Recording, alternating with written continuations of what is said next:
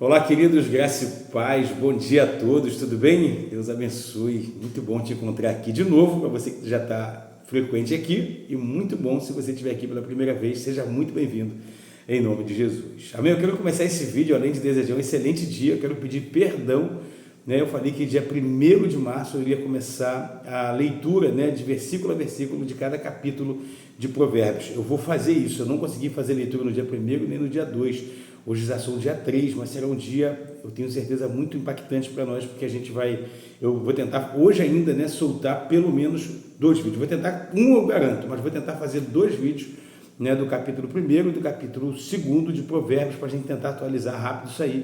E eu quero dizer para você, só acesse esses vídeos, irmãos, se você quiser crescer muito, né, se você quiser realmente conhecer mais a Deus, conectar mais com Deus. Por quê? Porque esse vídeo ele vai trazer crescimento para a área conjugal, entre marido e mulher, comunicação de pais e filhos, financeiro, espiritual, enfim, como você ser um bom patrão, como você ser um bom funcionário, como você ser bom em qualquer lugar, irmãos. Você consegue ser bom em qualquer lugar. Então é para quem realmente quer romper, quem fala, pastor, eu preciso começar a mudar algumas coisas. Não adianta também você acessar o vídeo, escutar, meditar, escutar as meditações e não querer mudar. Então precisa você ouvir isso, acompanhar a leitura junto comigo, e você vai crescer e querer aplicar isso na sua vida. O propósito aqui desse canal, irmãos, é para quem quer aplicar a palavra, porque se você não quer, se quer só ser mais um ouvinte, puxa, eu acredito, queria até te falar isso, não fica nem aqui. Aqui é para quem quer crescer, aqui é para quem quer alcançar outros níveis, aqui é para quem quer mais de Deus, aqui é para quem quer ter uma vida melhor, e a gente quer com que as pessoas vivam isso. Então me ajude também, você que está aí junto conosco na oração todos os dias, me ajude em oração,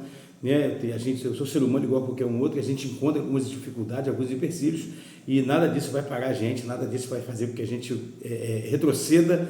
E eu quero dizer para você, esse tempo vai ser um tempo de muita qualidade. Eu fiz uma pesquisa e as pessoas escolheram, o pastor solta esse vídeo à noite. Então, quando você chegar em casa, do trabalho, você vai pegar ali, vai começar a se alimentar e depois você vai dormir. Eu não sei se todos sabem, né, mas quando você lê, estuda, medita, né, sobre algo, é importante depois você dormir, descansar, e isso ajuda você a fixar aquilo que você aprendeu. Então vai ser um momento muito precioso. Então, independente da hora, irmão, separe os minutos para você poder aprender da palavra de Deus. Você que já começa o dia aqui comigo, vai terminar o dia comigo aqui em março, durante todo março. Eu vou soltar outros vídeos também, e eu quero muito que vocês estejam aqui conosco. Amém? Deus te abençoe hoje e sempre. Eu quero meditar com vocês hoje na oração da manhã, irmãos, de uma forma muito ampla, né? Talvez você vai falar assim, meu Deus, pastor, eu nem sabia disso. Tem um versículo, irmãos, que é muito conhecido por nós, e ele não diz o que muita gente diz que ele diz, né? Tem gente que fala assim, olha, o Senhor está à porta do teu coração, batendo, né, para poder entrar. A Bíblia não fala sobre isso. Deus não quer acessar seu coração. Deus quer acessar a sua vida. Escuta isso. Esse texto, irmão, a gente encontra ele no livro da Revelação, ou o livro do Apocalipse, capítulo 3, versículo 20, é um versículo muito conhecido por nós, e eu quero muito que você entenda que esse texto, né, que a gente vai ler aqui agora, é um texto que foi escrito para alguém. Olha só, vou ler o texto e vou explicar logo depois. Eis que estou à porta e bato. Se alguém ouvir a minha voz e abrir a porta, entrarei em sua casa e cearei com ele e ele comigo. Quem fala isso, pastor? Cristo. Aqui é Cristo, Jesus, trazendo uma revelação para João. João estava na ilha de Pátimo, ele recebe uma revelação. Qual é a revelação? O livro de Apocalipse. João foi o último discípulo de Jesus, né? O último dos apóstolos, onde ele estava vivendo uma experiência, né? Que queriam matar os seguidores, os apóstolos que Jesus ali tinha escolhido, e João, eles não conseguiram fazer isso, e João ainda assim foi lançado numa ilha, né? Para poder ser judiado lá, e ele ainda assim não perdeu a conexão dele com Deus. Escuta isso. Alguém vivendo uma pressão, já com idade avançada, sendo lançado numa ilha onde era escravizado, e nada disso rompeu a conexão dele com Deus. Que isso já fale para mim, você, alguma coisa, né? Que vem dias de luta, dias de dificuldade, e isso não pode romper a nossa conexão com o Senhor. Livro de Apocalipse, capítulo 1, vai falar a introdução do livro. A partir do verso 4, ele vai fazer uma saudação às 7 igrejas da Ásia. Capítulo 2 vai dizer assim, a primeira carta, né, à igreja de Éfeso. Ainda no capítulo 2, a partir do verso 8, a segunda carta à igreja de Esmirna, a terceira carta à igreja de Pérgamo, a quarta carta à igreja de Tiatira, olha isso, a quinta carta à igreja de Sardes e a sexta carta à igreja de Filadélfia e a 7ª carta à igreja de Laodiceia. Por que você está fazendo esse parâmetro, pastor, com a gente aqui? Porque esse texto não está falando para alguém de forma específica. Esse texto é onde a gente leu aqui, né? E esse texto é um texto direcionado para quem? Para as igrejas de Laodiceia. Ele vai falar as 7 igrejas aqui, as 7 cartas que ele vai direcionar para as igrejas. Então, quando a gente lê esse texto, o que ele está dizendo? Depois você lê o conteúdo inteiro já com essa mentalidade. Quando ele fala a respeito desse texto aqui, ele está dizendo o seguinte: vocês estão fazendo um culto, as reuniões de vocês, né? Depois você lê a partir do verso 14, Apocalipse 3, a partir do verso 14, você vai ler um pouco sobre essa igreja e ele vai começar a falar as qualidades e os defeitos da igreja. Aqui, no verso 20, ele vai dizer que eis que sua porta empata. Ele está dizendo: olha, vocês em sua igreja estão se reunindo como igreja, estão cultuando como igreja, mas você está fazendo um culto aí dentro, dizendo que é para mim, mas eu não estou aí dentro, eu estou do lado de fora, querendo entrar do culto, da celebração de adoração que vocês fazem. Eu queria que você pensasse, eu não sei se isso, você já tinha essa informação, se tinha, amém, se você não tinha, talvez você fique até um pouco chocado, fala: meu Deus, tanta gente fala isso, né? Eu às vezes acabo verbalizando isso, né, em alguns momentos, mesmo sabendo que não é bem isso, não é isso que o texto quer dizer. O texto quer dizer para nós que Deus ele está preocupado em participar das celebrações de culto. Irmãos, é importante você entender que o congregar, o celebrar com a igreja é bíblico, é santo, foi Deus que criou isso. Então, eu quero ser um desigrejado. Eu falo um pouco a respeito disso aqui, e eu até entendo algumas pessoas, irmãos, que foram muito machucados, né, com alguma coisa, e às vezes foram machucados de forma definitiva, às vezes acharam que foram. Hoje as pessoas estão muito sensíveis, né, de todos os lados, isso na empresa, em qualquer lugar. Falei nos vídeos para trás de que eu conheci uma empresa ali no Barreto, que era uma empresa que construiu a empresa, em volta ela fez uma vila com várias casas, porque os funcionários eram admitidos e ganhavam moradia, isso há muitos anos atrás, e as pessoas, irmãos, começavam no emprego e elas concluíam a sua vida profissional naquele mesmo ambiente. Ela ia crescendo lá dentro, né? Começava com auxiliar de serviços gerais, daqui a pouco ia virando alguma coisa, iam crescendo às vezes lá dentro, outros ficavam no mesmo nível o tempo todo, mas eles não ficavam trocando de emprego, porque as pessoas eram mais resistentes, né? Então, se eram chamadas a atenção, eles aceitavam isso. Hoje em dia, irmãos, muita gente não consegue passar por esse processo, e a gente entende que é uma outra época, um outro período, né? Eu quero dizer sempre, escuta isso que eu vou te falar: Deus ele é transcultural e Deus ele é transtemporal. Ele transcende o tempo e transcende a cultura. Nunca foi a vontade de Deus que um homem casasse com mais de uma mulher, e a gente vê isso, né, nos patriarcas, eles tendo várias mulheres, e essa nunca foi a vontade de Deus. A vontade de Deus foi Adão e Eva, um homem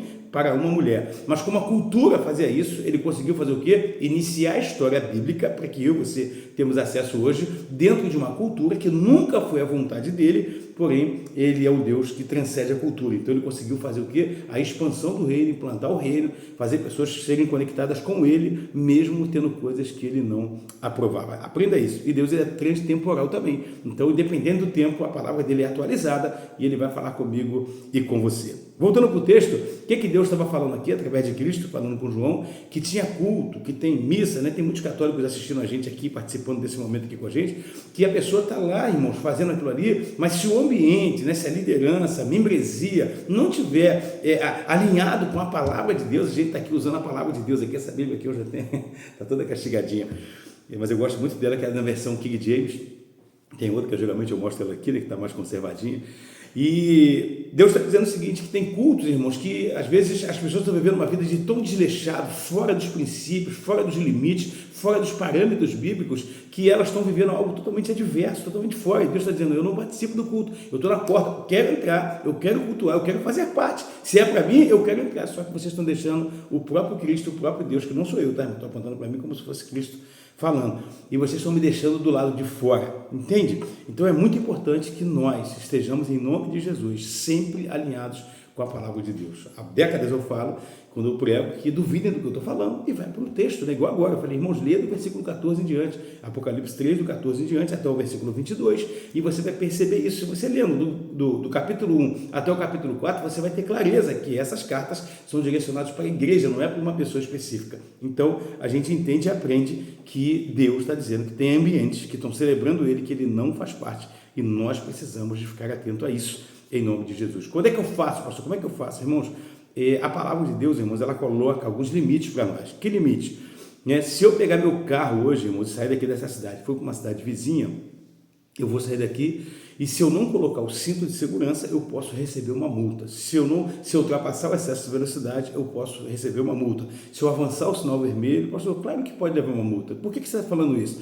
Eu estou falando isso, irmãos, que existem limites que são colocados pelo Estado, que esse limite, por que o motoqueiro, o motociclista, como queria chamar, né? Porque o motoqueiro e o motociclista se distinguem muito um do outro.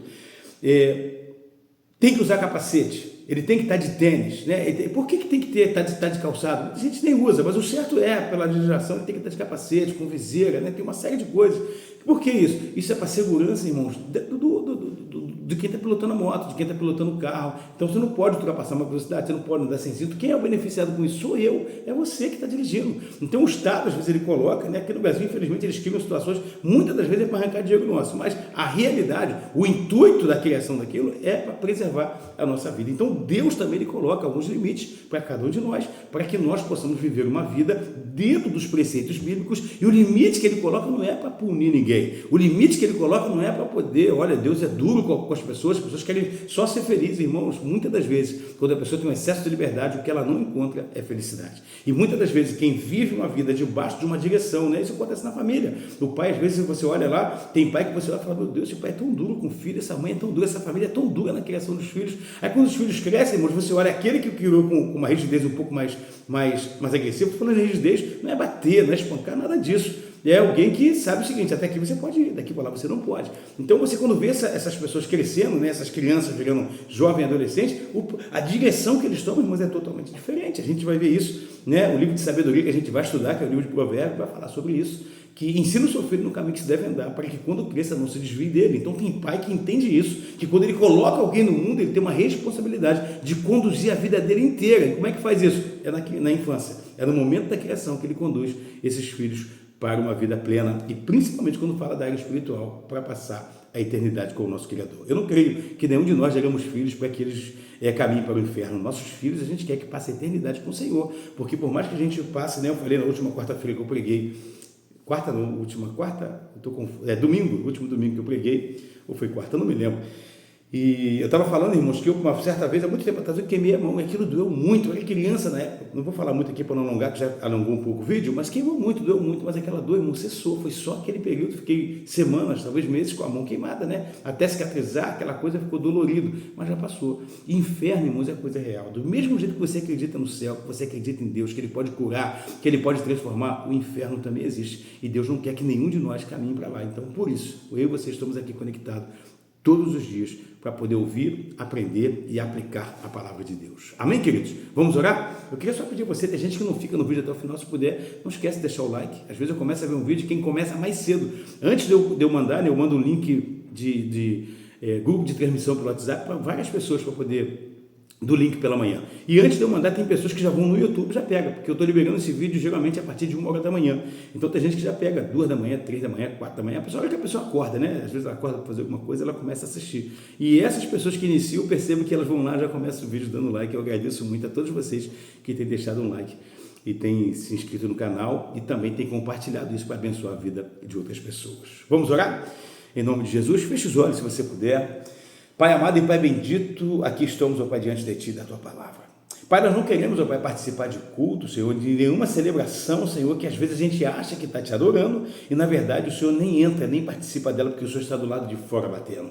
Nós queremos, ó Pai, que a nossa vida seja o Teu altar, Senhor, que o nosso coração seja o Teu altar, o local de adoração, Pai. Quando eu falo coração agora, Pai, o coração é onde habitam os sentimentos, as vontades. A Tua palavra diz que se tem uma coisa que se deve guardar, guarda o coração. Quando ele fala coração, não é só esse músculo preenchido com tanto neurônio, não, Senhor. O coração é onde habitam os sentimentos, as vontades, os desejos. Então, que o nosso coração venha ter desejos santos, ó Pai. Que o nosso coração venha ter vontades santas, que venham glorificar e exaltar o Teu nome. Eu quero, Pai, abençoar este homem, abençoar esta mulher, abençoar, Pai, cada um que está aqui, seja jovem, adulto, idoso, para que eles possam ser ricamente abençoados e abençoados por Ti, Pai, todos os dias. Pai, que esse canal, Pai, possa ser um canal de crescimento, que venha ser um canal de expansão, expansão de mente, expansão de espiritualidade, expansão de fé, Senhor. A Tua palavra vai dizer, Pai, que fé é dom de Deus e fé tem tamanho, Senhor. A Tua palavra compara ela como um grão de mostarda, que uma vez semeada, e se ela for cuidada, ela vai crescendo, Pai. A mostarda é a menor semente, e ela começa começa a se tornar a maior das hortaliças. Ensina-nos, ó Pai, a exercitar a nossa fé. Ensina-nos, ó Pai, no momento de dificuldade, crer em tudo que nós temos aprendido aqui diariamente. Abençoe a cada um, Pai, o que eu te peço. Eu abençoo a vida, o dia, a semana, Pai. Todos que têm começado aqui esse dia junto conosco. Abençoe a nossa meditação também, Senhor, que nós vamos fazer em Provérbios, ó Pai. Eu tenho, além de fazer, Pai, todo dia uma, Senhor, todo dia a gente vai meditar em um capítulo, Senhor. Nós vamos fazer um outro, meu Pai, que vai falar muito sobre Provérbios também. E eu tenho certeza que vidas serão abençoadas e impactadas pelo Teu poder. Eu quero abençoar cada um em nome do Pai. Abençoa a mim também, Senhor. Eu abençoo em nome do Pai, do Filho e do Espírito Santo. Libere sobre a vida de cada um que eles necessitam. Aquele que precisa de cura, Pai, libere cura. Quem precisa de paz, libere paz. Aquele que precisa de entendimento, libere entendimento. Aquele que precisa, meu Pai, de comunicação familiar, libere, Pai, em nome de Jesus, sobre a vida de cada um deles, para a honra e para a glória do Teu nome, Senhor. Ensina-nos, ó Pai, aleluia, Senhor, a governar nossa casa, direcionado pela Tua palavra. É o que eu te peço e já te agradeço em nome de Jesus. Se você crê e concorda, digo amém. Eu glorifico a Deus pela tua vida, por você estar aqui, em nome de Jesus. Amém? Aleluia. Fica atento aí, se você puder, se inscreva no canal, fica atento que a gente vai começar a soltar alguns vídeos e eu peço muito que você interaja com ele e viva uma experiência muito poderosa, em nome de Jesus.